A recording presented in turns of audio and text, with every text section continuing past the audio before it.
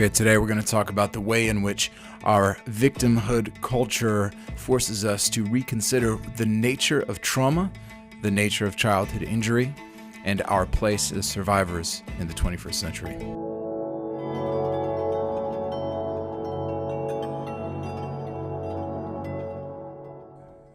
Trauma is chaos. You're overpowered, and as a result, the self deploys erratic mechanisms of avoidance and of coping, the logic of which are not straightforward, and they're not within the control of the self in an obvious way. Rooted in an experience of external abuse or violence or tragedy arise these internal experiences that are harmful and volatile. Dissociation, a disattachment from the self, entering into a dreamlike waking state. Intrusive nightmares, the metaphoric dramatization of the pain in an unwaking state. Sleep paralysis, a semi-hallucination in which the self awakes from sleep to a dark figure but is frozen in and terrified by their bodily paralysis. Addiction, the compulsion to dull and escape emotions that are too complex or powerful to understand or to mitigate in the throes of feeling overwhelmed. Momentary regression to childlike levels of emotional self-control, fits of anger, sadness, crying, relational neediness that seem not to fit with the personality of the individual. The more popular American consciousness has reflected on this concept of trauma, and we see it everywhere. The American Psychiatric Association once forged a single category for these post-traumatic experiences. A single disorder, the post-traumatic stress disorder, PTSD. But since 2013, in the DSM-5, which is their handbook, their Diagnostic and Statistical Manual of Mental Disorders, 5th edition, since the publication of this volume, trauma has been elevated from a single diagnostic category to an entire class of categories, an entire class of disorders called trauma and stress-related disorders. Trauma is no longer simply a single kind of mental illness, but an entire meta-structure, which is becoming elastic enough to explain every and any form of mental suffering. It's in this context that the rise of victimhood culture finds an understandable logic. So this connection between a past experience of circumstantial suffering and present experiences of mental overwhelm is sort of too obvious to ignore. And consequently, this group identity of different groups which are in solidarity because of the similar classifications of trauma that they've experienced, this has become a primary category for classifying trauma. So corporate trauma among groups give an anchor for traumas that supply meaningful solidarity to what's in the traumatic mind is utterly incomprehensible. So group solidarity finds a sympathetic logic. Group solidarity provides order to what is otherwise purely chaotic mental suffering.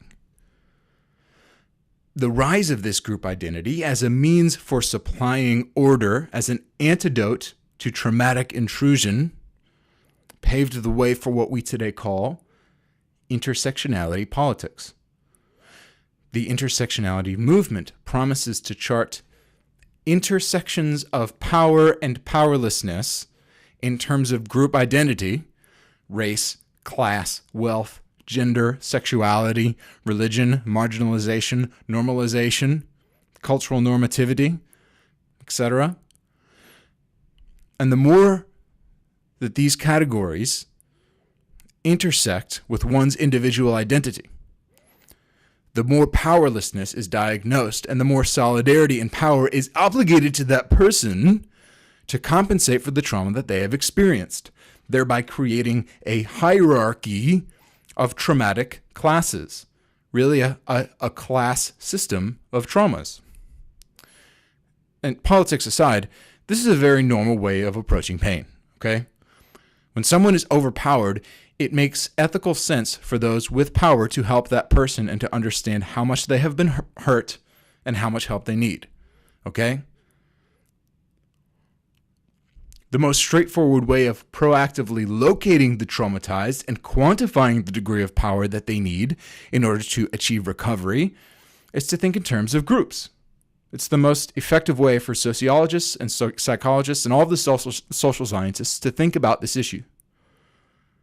So this is why the evolution of trauma from a singular, peculiar form of suffering, think Vietnam veterans in the 1970s when the term was first popularized in the psychiatric literature.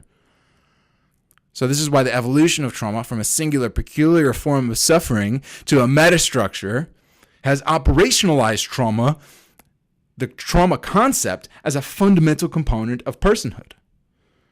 So Patricia Collins and Valerie Chepp, they write in the Oxford Handbook of Gender and Politics that the term intersectionality basically can be disambiguated with 5 axes for coordinating power dynamics. These 5 axes are systems of power, like race and class, like I've already mentioned, locative privilege, relational hierarchy, epistemic bias, and the complex interrelation of all these realities. So let me break each of these down for you, okay?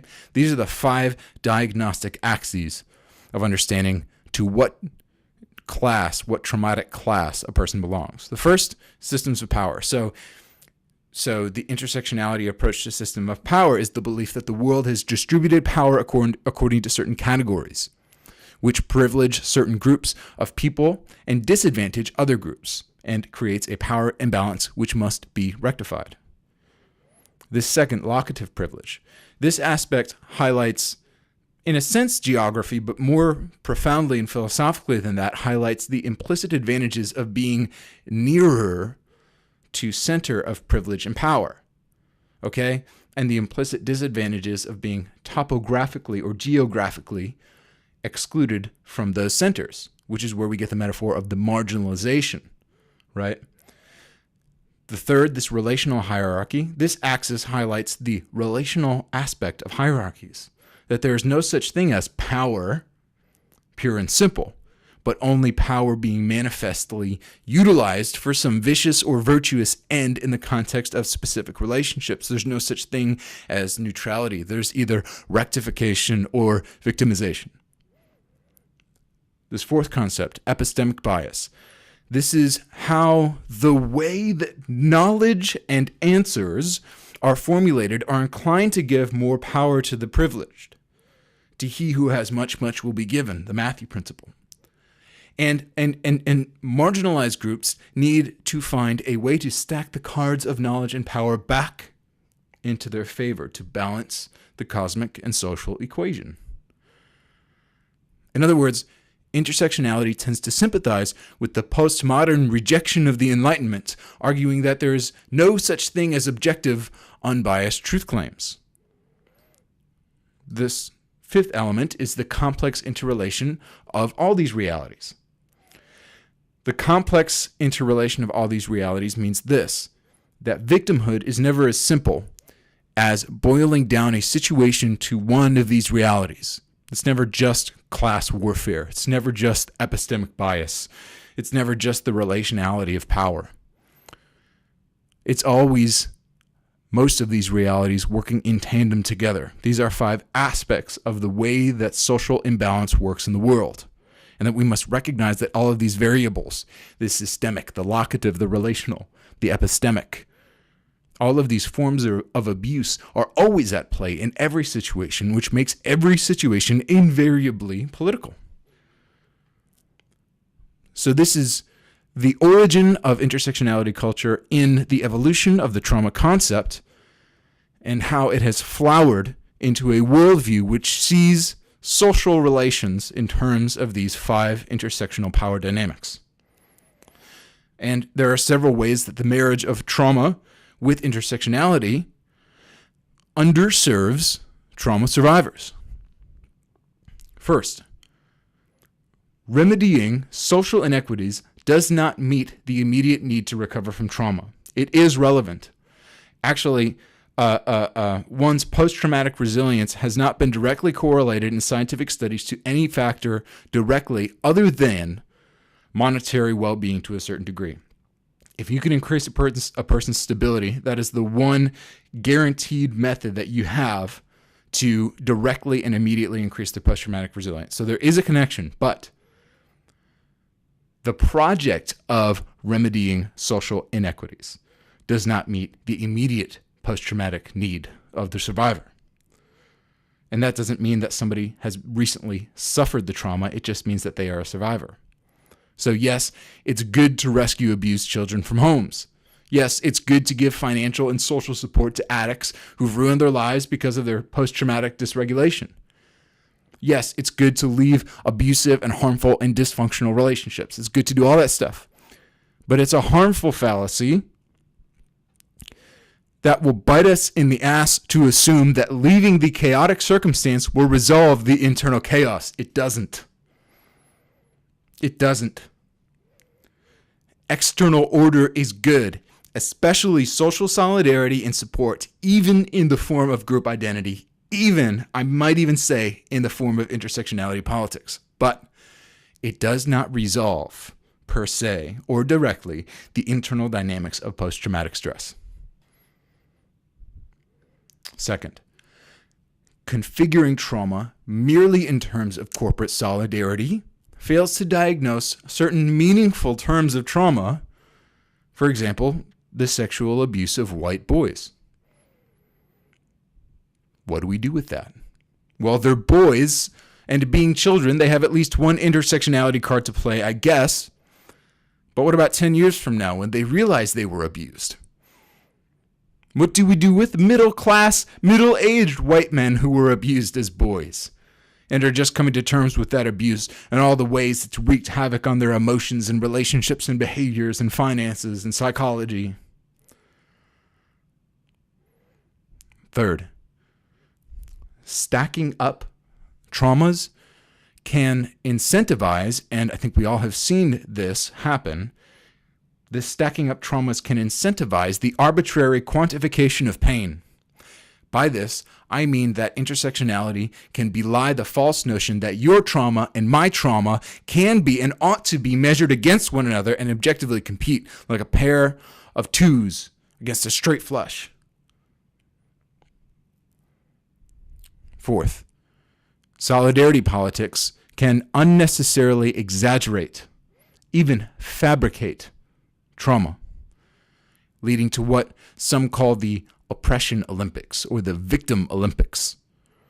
And when we begin to configure traumas relative to one another in a competitive schema, then we incentivize not only the quantification of trauma, tick, tick, tick, you have 8 points, you have 12 points, right? When we begin to configure traumas relative to one another competitively and quantitatively, then we incentivize not only the arbitrary quantification of trauma, but the maximization of that quantification. In other words, the more victimhood I can substantiate and perhaps even fabricate, the more power and sympathy I can socially command and demand from those who buy into the same intersectional conception of trauma and identity, which makes it hard for those who have been truly victimized to distinguish between those who are truly part of their group and those who are merely trying to gain power indirectly through playing and gaining and garnering victim cards. Ange Marie Hancock, who's professor and chair of gender studies at the University of Southern California. She writes, "The idea that only the marginalized dimensions of categories matter, and the bias toward conceptualizing categories as mutually exclusive for political purposes, these both contribute to the oppression Olympics." End quote. Fifth, configuring group solidarity in terms of kinds of group suffering can serve to reinforce stereotypes of those groups among the so-called privileged groups, which are de facto excluded from claims to trauma. So, for example, returning to Hancock, Hancock explains, in the quite legitimate quest to carve out a political space for themselves, Black women are faced with a gender gap and backlash in the Black community that persists today.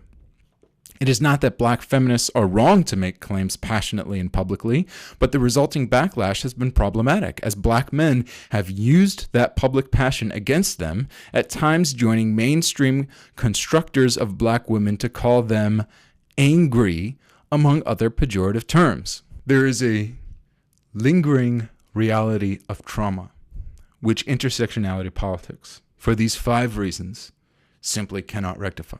One adult survivor of boyhood sexual abuse, who is a Latino, reflects on the relationship between his political identity relative to his intersectional political group and his existential experience of the abuse. He writes in the New Yorker, quote, "It fucked up my childhood. It fucked up my adolescence. It fucked up my whole life. More than being Dominican, more than being an immigrant, more even than being of African descent, my rape defined me. I spent more energy running from it than I did living. I was confused about why I didn't fight, why I had an erection while I was being raped, what I did to deserve it. And always I was afraid that the rape had ruined me, afraid that I would be found out, afraid. Real Dominican men, after all, aren't raped. And if I wasn't a real Dominican man, I wasn't anything. The rape excluded me from manhood, from love, from everything." Notice here that this complex interplay of Diaz's individual experience and his group identity. He feels more identified by his experience of boyhood abuse than he does by his solidarity with those of his cultural and racial history. He even wonders to what degree the former jeopardizes the latter, and vice versa. Here, in this example, which is a categorical analogy for many other examples of male trauma in the United States and across the world, the insufficiency of solidarity politics is showcased by the harrowing effects of boyhood sexual abuse. There is no categorical or intersectional or political rescue for what has happened.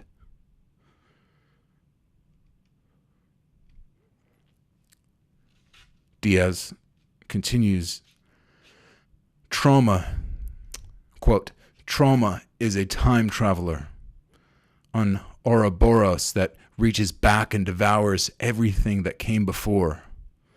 I remember at night I had the most vivid dreams, often about Star Wars and my life back in the Dominican Republic, in Azua, my very own Tatooine. Was just getting to know this new English-speaking me, was just becoming his friend. And then he was gone. No more spaceship dreams, no more Azua, no more me. Only an abiding sense of wrongness and the unbearable recollection of being violently penetrated." End quote. Each of us must reckon with the truth of our own trauma. We must find a way to bear witness to it in order that we might achieve the ultimate psychological and spiritual victory after abuse. To bear witness to ourselves. At the end of the day, group identity, intersexual cards to play. These are helpful insofar as they supply an anchor of external order to internal chaos. But the real task before the traumatized is to find a way to establish internal order, This is the real path of recovery. Solidarity can only supply tenuous rails and friends with which we can run in our journey of recovery. We have to supply the train, the engine, the fuel, the direction. We have to find a place worthy of going and go there. We have to rescue ourselves, which is the most difficult task because there is no group for you. There's just you.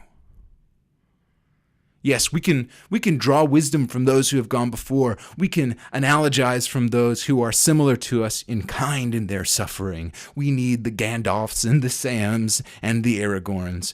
But to be a bearer of a ring of power is to be alone. And to have suffered trauma is to have suffered as oneself. And here is where we find the harrowing truth of trauma in our victimhood culture, and this is it. We are alone. In a world that clamors for our allegiance with the promise of solidarity, with the promise of belonging, we must not bow down to this myth and this delusion that we really belong and are defined by and are healed by a group identity because we are irreducibly individuals. As Morpheus says to Neo in The Matrix, there's a difference between knowing the path and walking the path. And each one of us must determine what is the best path for himself as an individual. Taking into account wisdom, teachers, guides, revelations, reason. The path is yours to determine. Still, it's never not your job to determine your path and your survival. My trauma is mine, and yours is yours.